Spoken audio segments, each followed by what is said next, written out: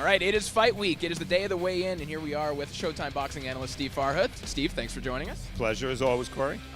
Yesterday, before we even got to this, we were both at the Golden Boy live card. The main event being Luis Ortiz and Ortiz-Kayode.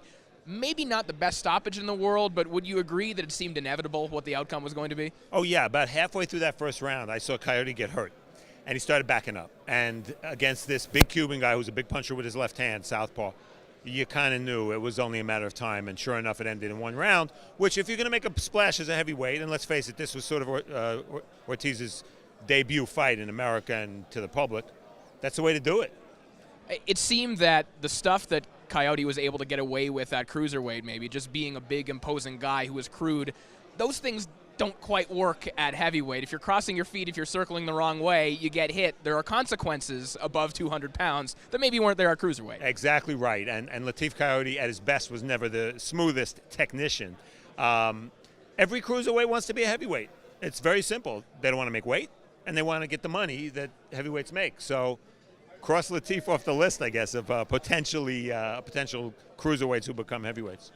Speaking of crossing people off the list, should we cross Juan Manuel Lopez off the list of fighters who should even be sanctioned at this point? Well, yeah. I mean, shame on his people, and this includes his promoters, for putting him in with a guy like Cuellar, who's an aggressive big puncher at this point in Juanma's career. I mean, when Juanma gets knocked out, he gets knocked out.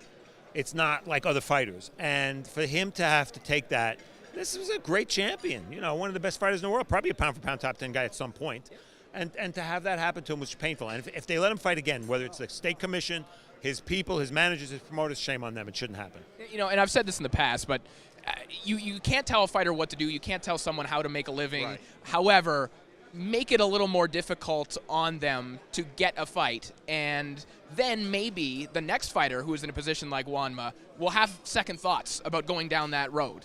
Well, certainly we know that fighters need to be protected from themselves. I mean, there's no doubt about it. There are fighters who would continue fighting well past the point where they couldn't get any fights or not. I know from talking to chairmen of state commissions, they get applications all the time from fighters in their, you know, the Iran Barclays of the world, the Saul Mambis of the world. Guys in their 60s, no exaggeration. They want to fight. So that's why we have commissions. That's why we have medical staffs on those commissions to say, sorry, no more.